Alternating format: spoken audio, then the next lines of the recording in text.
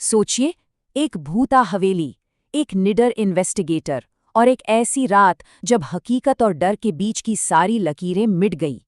आज हम नीलगिरी मेंशन के साए में छिपी उसी कहानी को जानने वाले हैं।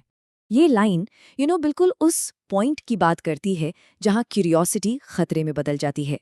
तो चलिए आर्यन के साथ उस रात में चलते हैं और देखते हैं कि आखिर हुआ क्या था।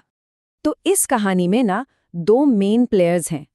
एक तरफ है आर्यन, जो पैरानॉर्मल चीजों का एक्सपर्ट है और हर चीज में लॉजिक ढूंढता है। और दूसरी तरफ है नीलगिरी मैंशन, एक ऐसी रहस्यमयी जगह जो अपने राज किसी को बताती नहीं। देखिए, आर्यन कोई नौसिखिया नहीं था, वो एक प्रोफेशनल पैरानॉर्मल इन्वेस्टिगेटर था। उसका मानना था कि हर डर के पीछे कोई ना कोई वजह होती है जिसे टेक्नोलॉजी से समझा जा सकता है। उसे लगता था कि उसने डर पर काबू पा लिया है, पर शायद वो बहुत बड़ी गलती कर रहा था। और ये थी वो जगह, नीलगिरी मैंशन। शहर से दूर पहाड़ियों के बीच में बनी ये हवेली सिर्फ वीरान नहीं थी, बदनाम भी थी।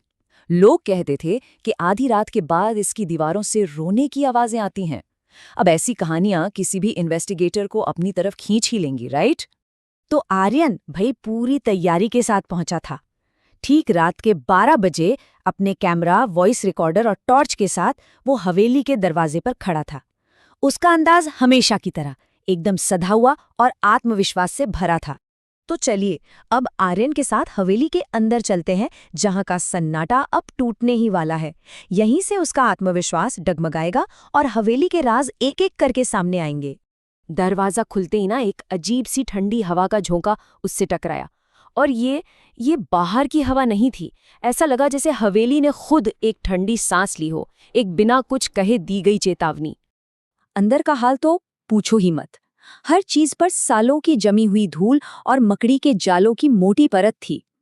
हवा में एक अजीब सी बासी गंध थी, जैसे यहाँ वक्त भी बरसों पहले थम गया हो।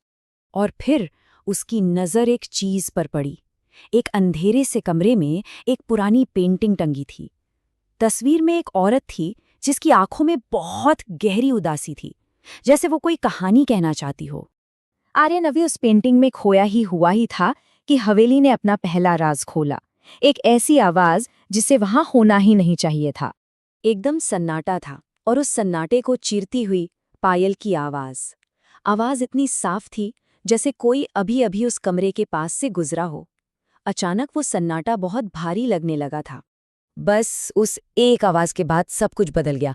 अब ये सिर्फ एक इन्वेस्टिगेशन नहीं रह गई थी। ऐसा लगा जैसे हवेली खुद आर्यन से बात कर रही थी, और ये बातचीत काफी डरावनी होने वाली थी। अब आर्यन ठहरा प्रोफेशनल। उसने फौरन आवाज की तरफ जाकर देखा, पर वहां तो कोई भी नहीं था। उसने खुद को तसल्ली दी कि शायद ये उसके मन का वहम है, और वापस उसी पेंटिंग के पास आ गया। लेकिन अब तक कुछ बदल चुका था। वो जो कॉन्फिडेंस लेकर अंदर आया था ना, वो अब टूटने लगा था। उसके दिल की धड़कन तेज हो गई थी और उसे एहसास होने लगा था कि ये डर सिर्फ एक आवाज से कहीं ज्यादा बड़ा है। और जैसे ही उसने दोबारा उस पेंटिंग की तरफ देखा, उसका डर सच में बदल गया। उसे साफ साफ उस औरत की आंखों में हलचल दिखी। ऐसा लगा जैसे वो उदास आंखें उसे देख रही थीं, उससे कुछ कहना चाहती थी। और बस यहीं पर गेम पलट गया। आर्यन, जो हवेली के राज का शिकार करने आया था, अब खुद शिकार बन चुका था। कंट्रोल अब उसके हाथ से जा चुका था। अब आर्यन की सारी लॉजिक, सारी टेक्नोलॉजी सब बेकार थी। ये कोई इन्वेस्टिगेशन नहीं थी, ये तो एक प्याज था, एक जाल।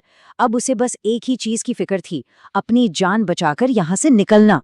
लेकिन जैसे ही वो मेन डोर की तरफ भागा, वो भारी दरवाजा एक जोरदार धमाके के साथ अपने आप बंद हो गया। उस गूंजती हुई आवाज ने एक बात साफ कर दी थी, हवेली ने उसे कैद कर लिया था। आर्यन अब पूरी तरह से फंस चुका था, और उसी खौफ के बीच उसके इक्विपमेंट ने कुछ ऐसा रिकॉर्ड कर लिया जो उसके होश उड़ाने वाला था। घबराहट में उसकी नज़र अपने वॉइस रिकॉर्डर पर पड़ी, जिसमें से तेज स्टैटिक की आवाज आ रही थी। कहते हैं कि आत्माएं इलेक्ट्रॉनिक डिवाइसेस के जरिए बात करती हैं। कांपते हाथों से उसने हेडफोन लगाए और सुनने की कोशिश की। उस स्टैटिक के शोर के बीच एक फुसफुसाहट सुनाई दी, बिल्कुल साफ, ठंडी और चेतावनी भरी। आवाज कह रही थी, बाहर जाओ, अभी समय है। अब ये एक मदद थी या धमकी, ये कोई नहीं जानता। और ये कहानी हमें एक सवाल के साथ छोड़ जाती है। अगर आर्यन उस रात उस हवेली से कभी बाहर नहीं निकल पाया, तो आज उस बंद दरवाजे के पीछे क्या हो रहा होगा? कुछ राज शायद हमेशा राज ही रहते हैं।